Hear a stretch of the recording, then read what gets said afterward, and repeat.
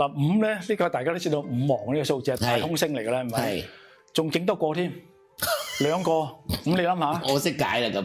識解啦。五黃空星已經唔係好嘢，仲要2個五黃空星。1加1唔等於2㗎啦，等於係協同效應，1加1等於2、3、4、5㗎啦。哦，就變咗個力量1加1唔止2，變咗3或者4，五黃嘅空星，嗰個唔好嘅程度咪更加加強得緊要咧，係咪？